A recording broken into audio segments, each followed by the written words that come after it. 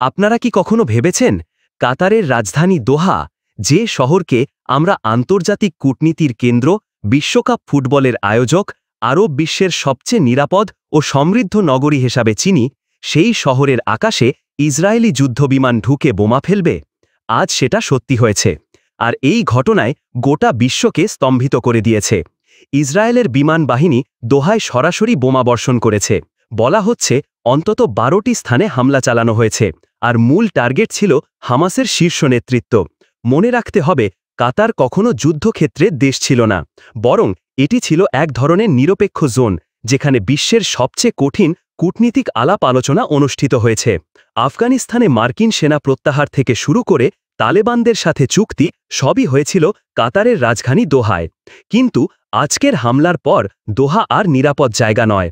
আরব বিশ্বের সবচেয়ে ধনী দেশ কাতার, যাকে অনেকেই মধ্যপ্রাচ্যের সুইজারল্যান্ড বলতো, সেই মর্যাদায় আজ ভেঙে পড়েছে। প্রশ্ন হচ্ছে, দোহায় তো মার্কিন সামরিক ঘাঁটি আছে, সেখানে যুক্তরাষ্ট্রের প্যাট্রিয়ট এয়ার ডিফেন্স সিস্টেম মোতায়েন আছে। কাতারের বিমান বাহিনীর হাতে আছে রাফায়েল, ইউরোফাইটার টাইফুন, এমনকি আধুনিক F-15EX যুদ্ধ বিমানও। তাহলে ইসরায়েলের বিমানগুলো ঢুকল কিভাবে? এখানেই আসল ধাক্কা। যুক্তরাষ্ট্রের অনুমতি ছাড়া এই হামলা সম্ভব ছিল না। আর যেদিন মার্কিন প্রতিরক্ষা ছাতার নিচে থেকেও কাতারকে বাঁচানো গেল না, সেদিন থেকেই মার্কিন সুরক্ষা চুক্তির ওপর বিশ্বাস ভেঙে গেল। এক সময় মনে করা হতো, যদি আমেরিকা কোনো দেশে সেনা মোতায়েন করে তবে সে দেশ নিরাপদ। কিন্তু আজ কাতারের উদাহরণ প্রমাণ করে দিল, আমেরিকার ছাতার ভেতরেও বোমা পড়তে পারে। এখন আসি রাজনৈতিক প্রেক্ষাপটে। সবাই জানে, কাতার সাবেক মার্কিন প্রেসিডেন্ট ডোনাল্ড ট্রাম্পকে $400 মিলিয়ন মূল্যের একটি উড়ন্ত প্রাসাদ উপহার দিয়েছিল।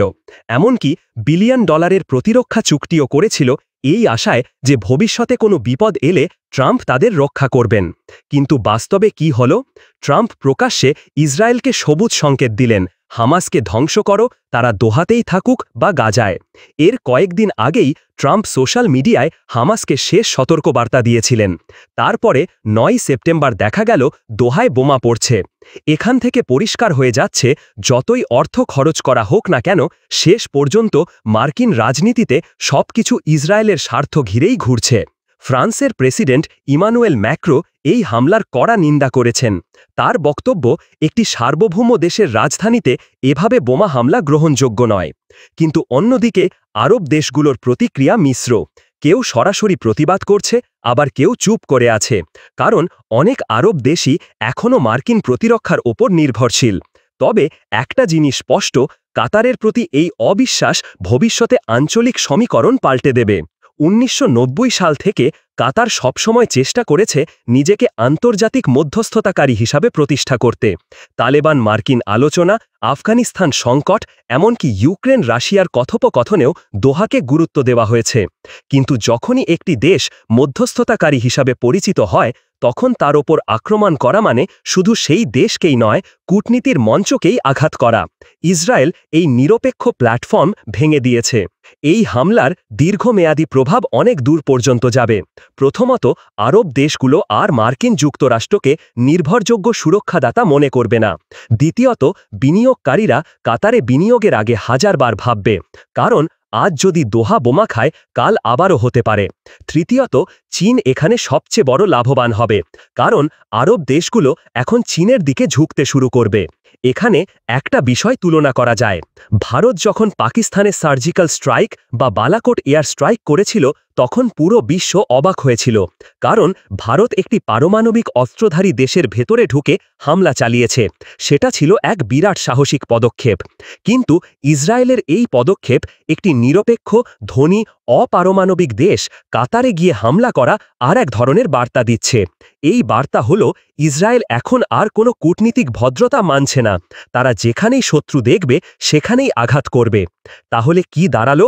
কাতারের কোটি কোটি ডলারের বিনিয়োগ, ট্রাম্পকে দেওয়া বিলাসবহুল উপহার সব শেষ পর্যন্ত ব্যর্থ হল। মার্কিন প্রতিরক্ষার ভরসা একেবারে প্রশ্নবিদ্ধ হল। আর ইসরায়েল প্রমাণ করে দিল তারা চাইলে মধ্যপ্রাচ্যের সবচেয়ে নিরাপদ জায়গাতেও গিয়ে আঘাত করতে পারে। এই হামলা শুধু দোহায় নয়, বরং পুরো বৈশ্বিক রাজনীতিতে এক শক ওয়েভ ছড়িয়ে দিয়েছে। হয়তো আগামী বছরগুলোতে আরব দেশগুলো আর আগের মতো মার্কিন যুক্তরাষ্ট্রকে চোখ বন্ধ করে বিশ্বাস করবে না, বরং চীন ও রাশিয়ার মতো শক্তির সাথে তাদের সম্পর্ক আরও ঘনিষ্ঠ হবে। আর ডোনাল্ড ট্রাম্প যদি এভাবে একের পর এক সিদ্ধান্ত নেন, তাহলে আন্তর্জাতিক মঞ্চে আমেরিকার ব্র্যান্ড হয়তো চিরকালের মতো ক্ষতিগ্রস্ত হয়ে যাবে। এ বিষয়ে কমেন্টে আপনার মতামত জানাতে ভুলবেন না।